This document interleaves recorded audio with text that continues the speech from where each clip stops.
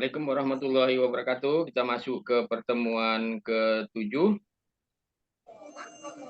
Waalaikumsalam warahmatullahi wabarakatuh. Pertemuan ke-7 ini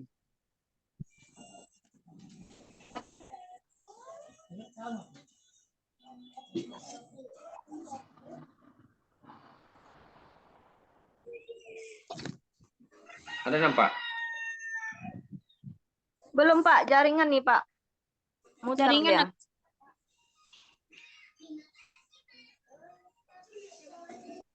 Oh, ditutupnya. Bentar ya.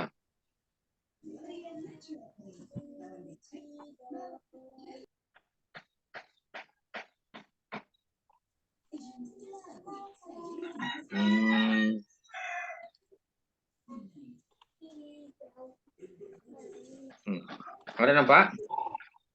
Ada Pak, saya sajian liputan mendalam. Ya, jadi teman ke-7 ini itu siapa tuh? Rian ini nama panjangnya siapa nih? Tahu dong, Pak. Jadi Nama Rian asli tak ada dan Kak. Ayo. Nah, Ada nama Rian. ada anak bau tuh. Nama panjangnya di absen siapa? Rian, nama panjangnya di absen siapa? Kalau bisa ubah itunya. Namanya dekat jum kiri itu nama panjang kita sebenarnya. Jadi senang Bapak ngabsennya.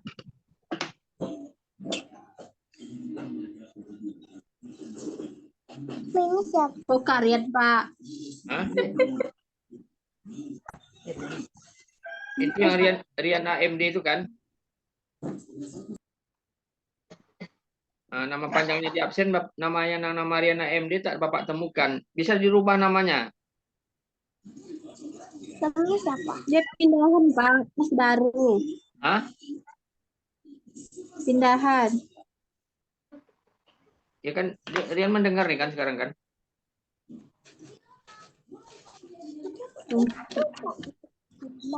Rian. Mana Rian nih?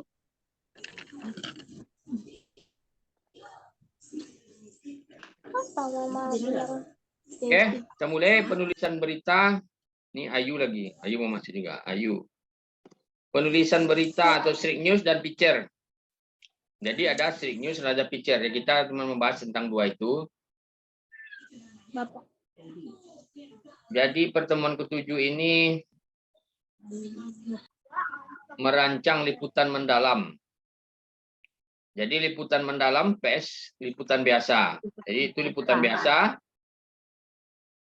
Liputan biasa itu berformat street news, penggalian ya, hanya di permukaan saja. Jadi tidak begitu dalam.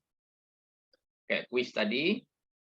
Kemudian peliputan sekedar mewartakan saja. Jadi selain cenderung tracking news atau berita cuap-cuap kalau dalam sila kawan-kawan di sini karena berita hanya bertumpu pada ujaran narasumber. Jadi kalau kalian melihat ada wartawan yang cuma wawancara-wawancara gitu kan, apa kabar Pak?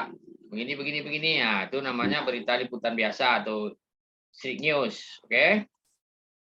Street news, iya Pak. Nah, kemudian pendapat atau opini, ya itu atau ada rilis segala macam kan, utama atau juru bicara kepresidenan, orang Kominfo. Kemudian wartawan cenderung meminta pendapat, bukan penjelasan hubungan sebab akibat. Jadi apa pendapat Bapak? Nah, jadi wawancaranya cuma apa pendapat Bapak? Apa pendapat Bapak? Tapi kalau seandainya liputan mendalam itu bukan seperti itu, dia mencari sebab dan akibat. Lebih dalam lagi penggaliannya. Kemudian untuk verifikasinya. Tugas utama dari setiap wartawan itu jarang dilakukan di negeri kita, verifikasi dan observasi. Jadi banyak yang tidak melakukan verifikasi. Apa kata narasumber ya itu dari dimuat. Jadi kadang-kadang tidak diverifikasi dan nggak diobservasi. Jadi tanpa verifikasi dan observasi, apa beda sajian pers dengan isi media sosial? Ini sama dengan kita mengupload di Facebook, di mana-mana, ya tanpa verifikasi kita upload aja kan, set gitu. Jadi sama. Jadi kalau berita yang kemudian kecepatan. Ya, jadi kecepatan siapa cepat dia pemenang. Jadi alhasil namanya kecepatan semua standar jurnalis bisa diabaikan. Jadi kalau hanya mengejar kecepatan kadang-kadang ya karena mengejar-kejar cepat ya kadang-kadang berita salah-salah lah. Semuanya kadang terabaikan. Jadi keberimbangan berita satu, misalnya nomor sekian, maka keberimbangan berita itu kadang nggak jadi prioritas. Kalau berita nggak berimbang, kadang dimuat saja.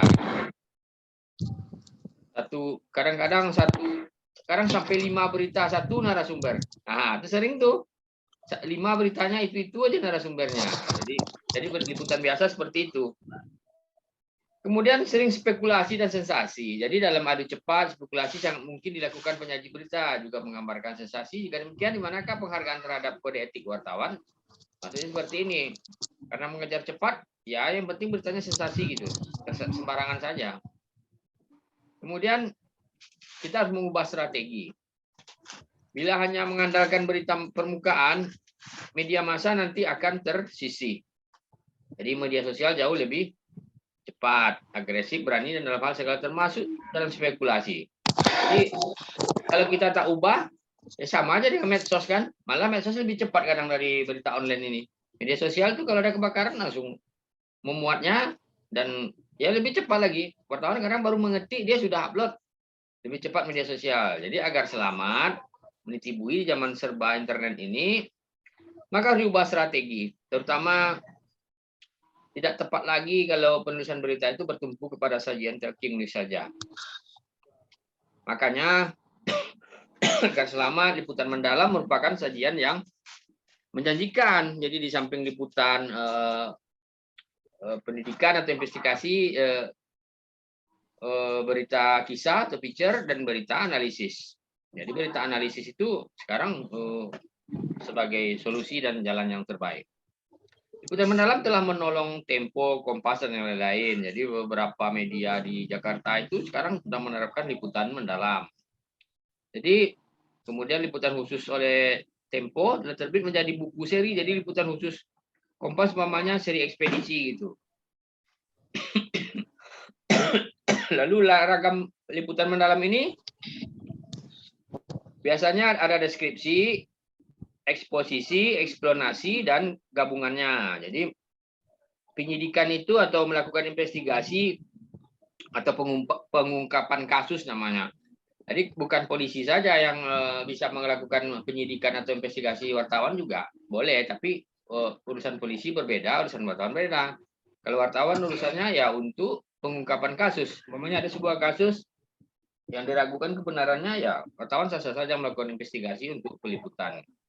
Jadi setiap liputan investigasi merupakan reportasi mendalam namanya. Jadi kalau ada orang melakukan investigasi dengan sesuatu hal, berarti itu namanya liputan mendalam. Termasuk kita mendapat penugasan. Ini semua butuh menjadi andalan tabloid Tempo atau koran mengandalkan berita permukaan. Jadi kalau tabloid mengunyah isi usang, tabloid itu kan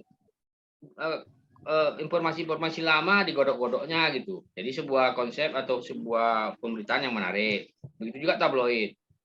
Ini agar tak tergilas ya melakukan in-depth reporting namanya. Jadi media on, maksudnya begini. Liputan mendalam ini ya sesuatu yang akan kita ungkap atau kita tulis itu yang orang setidaknya belum tahu gitu. Kemudian ciri liputan mendalam itu selain bisa berdimensi banyak sekaligus ekonomi, sosial, budaya, psikologi, juga memetakan keadaan dengan menguraikan hubungan sebab akibat secara jelas. Hubungan sebab akibat ini maksudnya kalau ada sesuatu sebab sesuatu, apa penyebabnya. Jadi ada hubungan sebab akibat yang jelas. Jadi berargumentasi dengan memanfaatkan keterangan atau kesaksian para narasumber yang kompeten, bukti materi, dan rujukan yang kuat. Jadi jangan sembarangan, kalau liputan mendalam ini tidak sembarangan memilih narasumber. Jadi harus orang-orang yang betul-betul kompeten. Jadi gaya saji liputan mendalam itu perkisahan atau storytelling atau picture, analisis, penyidikan. Jadi hanya 3 macam, diantaranya ada 3 macam ini kayak gaya sajiannya. Mendalam itu storytelling atau picture, kemudian analisis dan penyidikan atau investigasi. Kemudian langkah penyiapan liputan mendalam, brainstormingnya boleh kita identifikasi dulu ide menarik, kemudian pilih isu yang paling layak liput, kemudian kembangkan pilihan tersebut, gunakan pendekatan mind map atau unsur what, why, how. Perlu mendapat garis bawah. Jadi unsur yang di garis bawah itu kalau untuk liputan mendalam itu apa, mengapa, dan siapa. Apa itu maksudnya apa yang terjadi, kemudian mengapa terjadi, dan how, bagaimana kejadiannya. Nah, itu perlu mendapat garis bawah oleh liputan mendalam. Jadi pikirkan apa yang perlu didalami dan dilengkapi dengan menjawab pertanyaan-pertanyaan. Sisi mana yang masih gelap, remang-remang, dan sebagainya. Jadi kalau umpamanya liputan mendalam kita itu menulis yang telah ditulis oleh wartawan-wartawan kebanyakan itu namanya tidak liputan mendalam. Sudah banyak yang nulis gitu.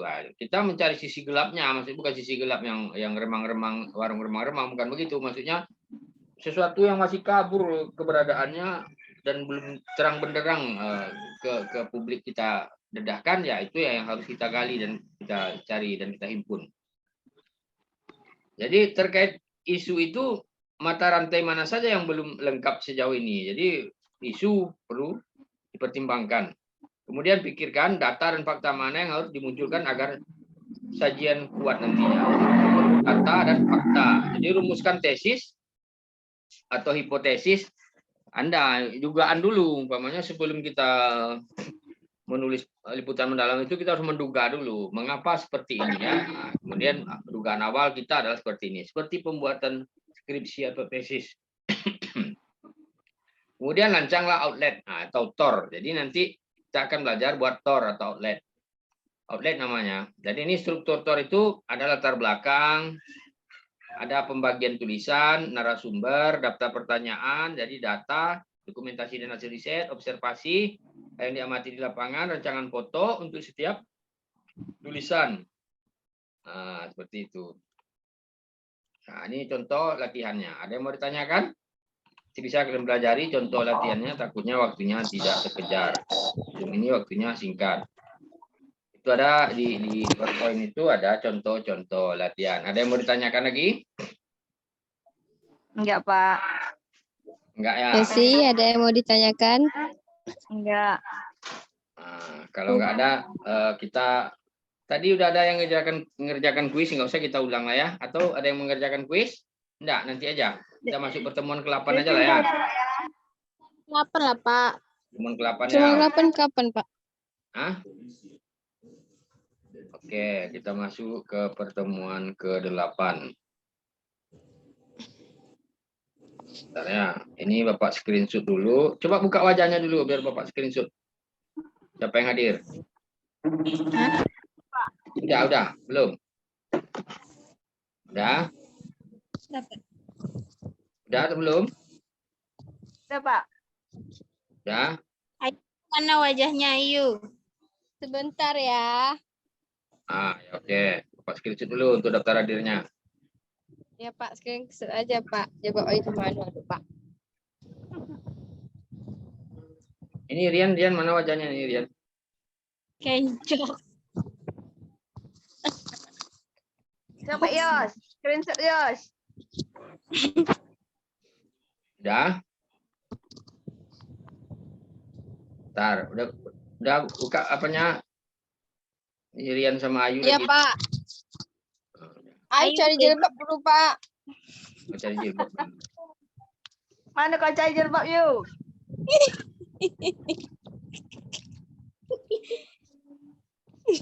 Kencok.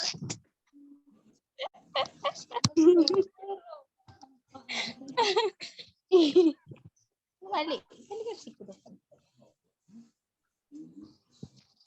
Udah? Pak.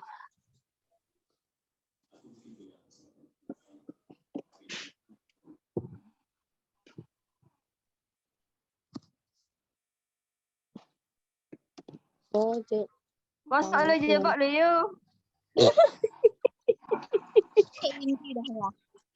Iya, nampak. Tunggu dulu, Pak. Aduh. Udah, kalau kita lanjut aja ya. Yuk lanjut aja lah, Pak. Oke. Kita masuk, nampak apanya? Screen sharingnya. Nampak, ada nampak, Pak. Bahasa berita online nampak? Nampak, Pak. Nah, jadi bahasa berita online. Jadi pertemuan ke-8 bahasa berita online. Jadi begini, bahasa Melalui jurnalistik itu online. adalah bahasa komunikasi massa yang berfungsi sebagai pemberi informasi kepada publik. Itu dapat diartikan sebagai bahasa komunikasi. Kemudian bahasa jurnalistik, ya yang sesuai dengan EYD. Jadi kepanjangan EYD apa? Ejaan yang disempurnakan. Sempurnakan. Jadi bahasa Digunakan. menyampaikan informasi kepada khalayak atau publik. Kemudian berbeda dengan bahasa, percakapan atau ragam bahasa lainnya yang sering bersifat asosial atau kultural egois dan elitistis. Bahasa jurnalistik justru sangat demokratis dan populis karena dalam bahasa jurnalistik tidak mengenal kasta. Tidak mengenal apa? Kasta, Pak. Nah, tidak mengenal tingkat maupun pangkat. Jadi dalam penulisan berita itu tidak ada istilahnya Bapak Bupati, bukan gitu. Dia Bupati saja dibilangnya. Bapak Presiden, bukan gitu dalam berita. Ada kalian nampak Bapak Presiden gitu. Dia tetap dibilangnya hanya Presiden. Presiden, ya. Bapak Kepala Desa. Jadi dalam berita itu tak perlu dibuat kata-kata Bapak. Tidak ada kasta. Atau umpamanya yang sesuatu yang Bapak umpamanya orang kaya. Tuan Agung segala macam kan jarang. Oke, paham maksudnya kan? Paham, Pak. Jadi Adewa Brata Hidupkan kameranya yang sih. maksud pernyataan bahasa jurnalistik sebagai ragam bahasa Indonesia bagi wartawan dalam menulis berita merujuk kepada pengertian umum yang membedakan dengan ragam lainnya yang dapat dibedakan dalam bentuk kalimat, klausa, frasa, diksi atau kata-kata. Jadi untuk itu pers berkualitas Indonesia menjaga reputasi dan wibawanya di mata khalayak atau publik antara lain dengan jadi senantiasa menggunakan diksi atau kata yang diasumsikan tidak sopan. Jadi dihindari ya vulgar atau mengumbar selera rendah. Jadi tidak boleh seperti itu. Kemudian dalam penggunaan bahasa diperlukan kamus bahasa Indonesia. Nah, begini. Ada yang bertanyakan atau tidak? Ada yang bertanyakan? Enggak, Pak. Nah, begini, karena waktunya masih ada, kita ulang pengerjaan kuis. Jadi masuk di dari grup itu ada link kuis yang ke-7. Buka dulu. Di grup Pak ya. Buka.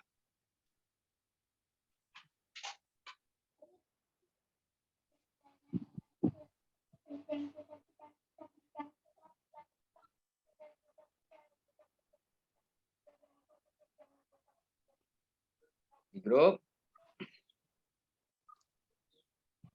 Ada kelihatan? Udah Pak.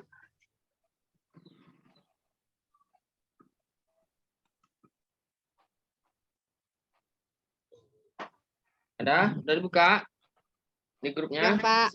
Link ke-7, silakan. Itu ya Pak, bahasa jurnalistik tidak mengenal. Nah, ya, Nah, coba. itu ya Pak. Ya, apa jawabannya? Kasta.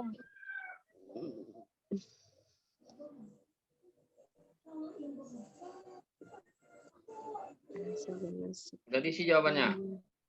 Udah Pak. Terus. Udah. Ya. Terhenti dia. Iya Pak. Iya. Bentar ya, ini lagi loading nih. Boleh Bapak buka sini lagi. Apa tadi bahasa jurnalistik? Kasta, Pak. Tidak mengenal. Nah, kan udah Bapak bilang tadi tidak mengenal Kasta. kasta. Ya.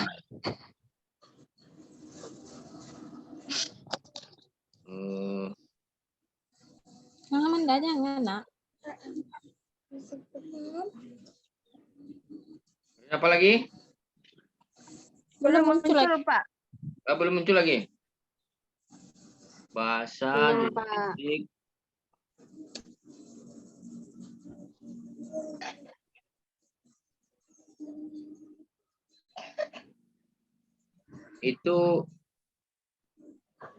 Itu sebenarnya kuis ke-8 yang kalian buka tuh salah tuh. Dia yang ke-8 aja lah dulu. Pantas nggak sama dia. Oke, itu yang ke-8 terbuka link itu tuh. Iya, Pak. Kan buka yang 8. Nah, nanti buka yang 7 lagi ya. Jadi dalam waktu kita habis ini buka yang ke-7. Jadi bahasa jurnalistik tidak mengenal Kasta, Pak.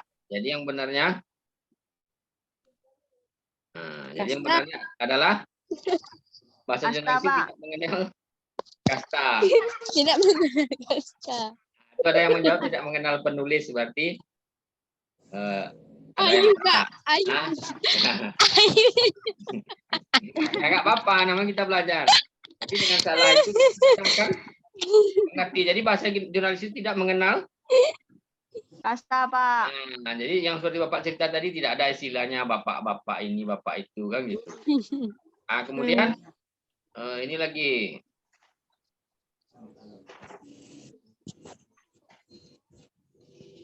Nah, udah keluar. Diksi Udah, kata Ya, ini. Pak. Ah. Diksi kata ini wajib dihindari kecuali Ah. Jawab. Vulgar, Pak. sopan, Pak. Ya jawab. Diksi kata. Dari. Nah, kalau yang udah ada yang udah jawab pernah tadi Yang sopan, Pak. Ah, Sopan. ya. Sopan jawabannya. Kalau yang kan ada dua betul, ada dua tuh kan. Ada juga Sopan, yang Pak. jawab, Sopan. Ayu. ya ada juga yang Pinter jawab sekali Ayu ini. tidak sopan kan. Nah, apa-apa itu yang diksi kata ini wajib dihindari kecuali sopan. Jadi kan ada tadi dibilang yang tidak sopan, tidak vulgar kan. Nah, ada dalam materi tadi kan. Nah, kemudian ini lagi. Habis dah, Pak. Nah. Belum, ini lagi diulang ke atas lagi. Nah, ini bahasa jurnalistik adalah, nampak? Ada? Baru muncul lagi, Pak. Belum, Pak. Muncul. Udah, Pak. Nah, Belum. belum bisa dipilih? Bahasa jurnalistik adalah bahasa komunikasi massa yang berfungsi sebagai Nah, bahasa jurnalistik adalah bahasa komunikasi massa yang berfungsi sebagai pemberi informasi kepada publik, Pak. nah, ya, pilih itu. Isi jawabannya. Saya picik dah. Udah, ada picik dah. Ada 3. Nah, jadi muncul jadi pemberian picik informasi. dah.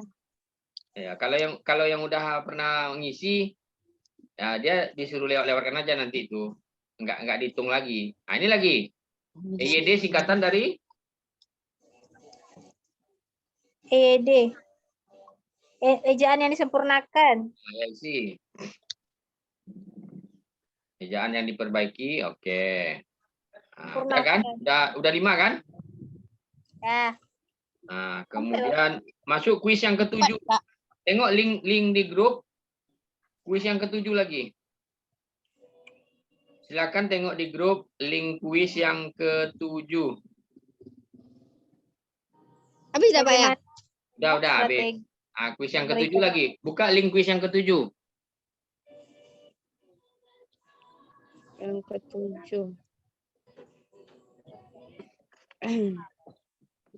Bagaimana mengubah strategi agar berita menarik?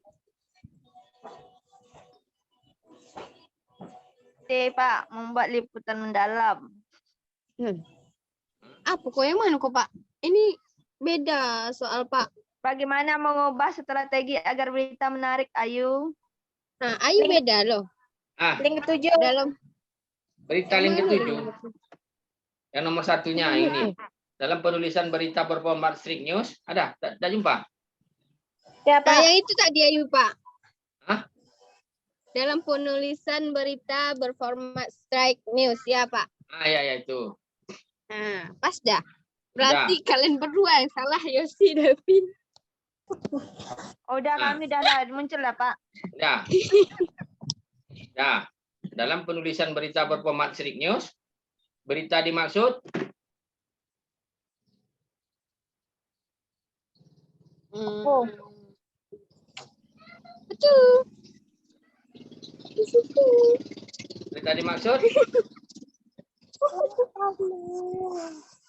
Galiannya intensif dan membutuhkan waktu lama. Ya, Pak. isi aja. Itu ya. Salah. Yang benar itu adalah cenderung di permukaan. Benar aku.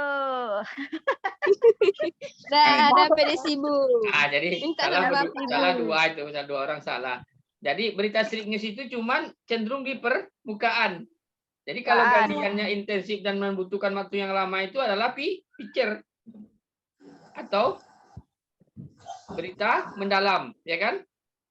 Ya, Paham? Pak. Nah, jadi antara picture dengan string news itu galiannya di permukaan saja ya, oke? Iya, Oke, Pak. Kemudian yang ini lagi, lanjut. Verifikasi narasumber dari Narasumber media sosial salah satunya caranya kecuali Membiarkan saja. Membiarkan saja. Melihat pertemanan kontennya. Silahkan jawab, Kak Devi. Nah, ya, ada itu betul tuh. Jadi biarkan saja. Jadi kecuali. Jadi sebenarnya kalau ada sumber berita dari media sosial, kita harus memverifikasi dulu. Umpamanya lihat profilnya. Wah, ini betul nih profil kepala desa, Maman. Ini betul nih profil atau Facebook camatnya nih. Kemudian kalau masih ragu, tengok konten-kontennya. Benar nggak foto-foto dia di dalam? Atau memang karena kan orang sekarang suka mempalsu-palsukan medsos kan? Pasangnya profil seorang pejabat, hati-hati mengutip berita di dalam media sosial. Kalau rasa-rasanya ragu kita itu bukan konten atau media sosial narasumber yang bersangkutan, jangan sembarangan dibuat. Oke, paham? Paham, Pak. Jadi jangan sembarangan mengutipnya. Diverifikasi dulu narasumber yang ada di media sosial itu. Boleh mengetik media sosial? Boleh. Ya, tapi kita pastikan, umpamanya ini Twitter pejabat ini memang benar dia berkomentar seperti ini atau mengalukan ciutan seperti itu. Tweet-tweet-tweetnya. Kalau dalam Twitter kan itu. Terus, kecepatan pemuatan berita memperhatikan Keberimbangan. Viral dan spekulasi. silakan dipilih.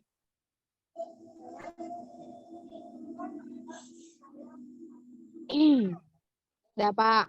Ya, jadi kecepatan berita itu harus memperhatikan keberimbangan. Jangan perhatikan viralnya saja. Spekulasinya, wah itu bahaya itu. Kalau memperhatikan Jangan, Tiosi. spekulasinya, nanti sembarangan buatlah kacau lah nanti. Yang penting viralnya nih, nih ada TikTok sekarang viral itu sembarang. Ada nih bagus tuh beritanya. Tahu-tahu itu yang kayak pernah kejadian kan yang sering disebar-sebarkan orang di medsos itu berita hoax itu kan Yo, Pak. Lesti, Pak Lesti. Pak. waktu kalau sekarang masalah Lesti nih sekarang banyak kan? Iya. Iya, Pak. Ada meme-meme sekarang yang baru kan, Lesti mau calon di DPRD Riau katanya. Kadang Lesti sampai ke hutan kota, Pak.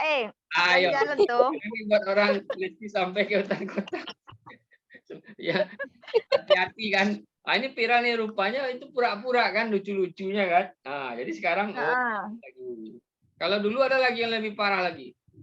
Ada namanya film Contagion namanya, film waktu masa Covid. Jadi dalam film itu digambarkan adalah manusia kena virus itu dikubur ramai-ramai pakai eskavator. Dipotonglah video itu. Film itu disebarkanlah di medsos. Ah, ini ada orang yang mati di Italia katanya. Macam-macam lah kalimatnya di bawah. Jadi orang tertipu. Jadi semua orang sudah pada takut. Padahal itu hanya sebuah film yang dipotongnya. Ah, itu Iya, Pak. juga Bahaya. kita buat aja. Oh, ini orang mati di Italia berdasarkan medsos ini. Itu kacau dibuatnya. Makanya kecepatan pembuatan berita merhatikan keberimbangan. Jangan sembarangan buat saja. Paham? Ya, Paham, Pak. Ayo gitu tuh, Pak. Ya. Apa? Kemudian ini materi kita tadi bagaimana mengubah strategi agar berita menarik. Nah, apa jawabnya? Mencari narasumber yang kontroversial dan ekstrim, membuat berita tanpa memperhatikan aturan, dan membuat liputan mendalam. Sesuai materi kita tadi. Sudah dijawab? Membuat liputan mendalam. Kakak. Tidak, pilih. Apa tadi itu, Kak? Ada tadi Bapak bilang kan? Memberi narasumber. Salah, Pak. Saya akan pilih aja satu nanti waktu hidupnya habis. Oke? Nah, udah. Bagaimana membuat strategi agar berita menarik? Yang benar adalah yang benar adalah agar berita menarik. Membuat liputan mendalam. Nah, ya, Cari narasumber ya Pak. Ya? itu Cari isilah. tempat. Apa keyakinannya? Coba isi. Nah, aku belum isi juga lagi. Ini belum ada penambahannya sini lagi. Cepat isi. Pilih aja salah satu. Mencari narasumber yang kontroversial dan ekstrim. Ah, coba isi aja dulu. Klik. Dan klik belum? Mana kok? Klik tandanya. Kliknya. Pilihannya, choice-nya. Udah belum? Udah, Dah. Pak. Kok belum nambah? Yang benar adalah membuat liputan. Mendalam. Yang dua benar, dua salah. Jadi kalau mencari narasumber yang kontroversial dan ekstrim itu bahaya ini. Memang berita kita tuh menarik, tapi kan sumbernya yang kontroversial dan ekstrim itu yang kontroversial di mana? Biasanya orang-orang yang berkomen bertolak belakang dengan keadaan sebenarnya. Udah, Mak. Memang menarik sih, tapi kadang itu membuat kegaduhan, ya kan? Itu bisa dipenjara juga kadang ada yang melapor. Kemudian yang ekstrim-ekstrim ini bahaya juga nih. Kalau ada komen-komen ekstrim itu berbahaya, jadi jangan. Jadi bagaimana mengubah strategi agar berita menarik? Ya dengan membuat liputan mendalam. Jawabannya itu. Nah, sesuai materi kita tadi, kita berpedoman kepada materi kita tadi. Kemudian yang terakhir,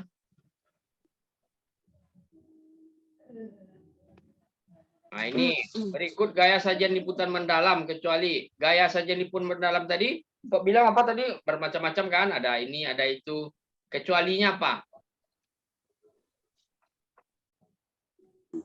Gaya liputan mendalam itu ada perkisahan, analisis, investigasi, wawancara singkat. Mana kecualinya?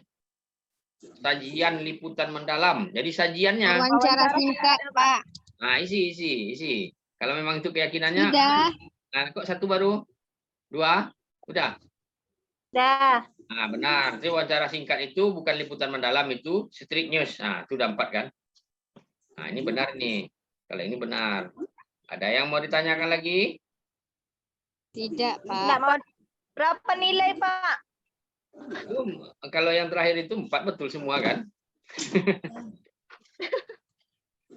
Oke, ada yang mau ditanyakan terkait materi kita yang ke-7 dan ke-8 tadi?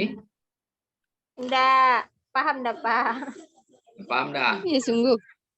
Ada ngambil screenshotnya Pak Nah, waktu masih ada. Kemudian untuk ini, untuk contohnya yang street news sama picture. Ya, kita tengok contohnya ya. Mana yang liputan mendalam, mana yang liputan biasa.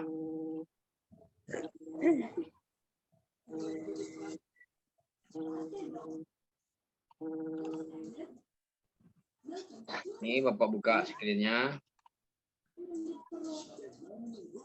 Udah nampak? Belum, Ya, Pak. Pak. Lagi apa Pak? Mutar. Siberia. Nah, udah nampak kan? Ini Ya, udah, Pak. Siberiau ini kita tengok mana yang berita yang liputan mendalam atau berita street news. Nah, ini contohnya Bupati Rohil resmikan Open Turnamen Cup Rantau Kopar. Nah, kita klik ya. Nampak? Bupati Rohil resmikan Open Turnamen Cup. Jadi di sini ada foto Bupati lagi melepas balon. Dan di sini Kecamatan Rantau Kopar peringati ulang tahun. Kemudian ada sini peresmian itu, kemudian ada ditandai lepasan balon, kemudian Bupati menyarankan. Jadi ini adalah pernyataan Bupati pada acara peresmian itu. Kemudian ada komentar camatnya kan. Kemudian ada perwakilan panitia.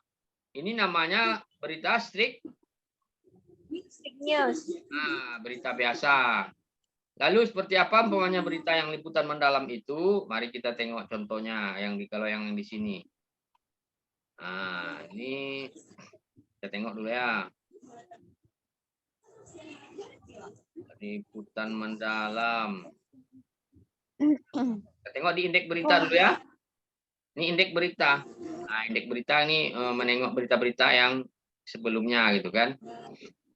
Indeks berita. Ini pesan di problematika menggunakan new media ini berita mendalam juga sebenarnya nih. Ini tar jaringan. Tar. Kita cek. Nih. OJK. Ini strik isinya nih. Nih. Ya. Nah, ya. Ini contohnya. Transformasi masif pelayanan kesehatan Suhardiman Ambi. Ini contohnya ya. Nah, ini transformasi masif pelayanan kesehatan Suhardiman Ambi. Nah, di sini ada gambar robot transformer kan? Ini ada puskesmas, ada belut. Nih, Badan Layanan Umum Daerah nih. Nah, ini kepalanya kepala bupati yang bersangkutan. Ini seberiau.com-nya. Nah, jadi di sini berawal dari keluhan kesehatan masyarakat, kemudian dia ada menampilkan data-data indikator kemiskinan segala macam, merokok. Nah, jadi di awal-awal ditampilkannya data-data tentang Kuantan Singing itu. Nah, umpamanya penduduk. Nah, ini namanya liputan mendalam. Nah, ini ada lagi tabel-tabelnya ditampilkan kan? Nah, ini namanya liputan mendalam. Ini, ada data-data. Apa yang Bapak bilang tadi, riset dan dokumen ya kan? Iya, Pak. Ini salah satu data dari Badan Statistik. Nah, sumber statistik kesejahteraan rakyat Kabupaten Kuantan Singingi. Berdasarkan gambar tersebut. Nah, kemudian ini ada lagi 3 kepala puskesmas. Nah, dia mewawancara adalah 3 orang kepala puskesmas. Nah, kan dia wawancara juga, tapi wawancara 3 orang kepala puskesmas. Nah, ini kepala dinas, ini PLT kepala dinas kesehatan juga diwawancara dalam satu berita itu. Jadi PLT Kadis Kesehatan memberikan penjelasan kepada wartawan. Kemudian ada lagi komentar dari bupatinya. Nah, kan lengkap kan? Nah, ini namanya liputan mendalam. Jadi Suhardiman Ambi sebagai bupati yang lebih suka bermukim di perkampungan ini, ada nih pernyataan-pernyataan bupatinya.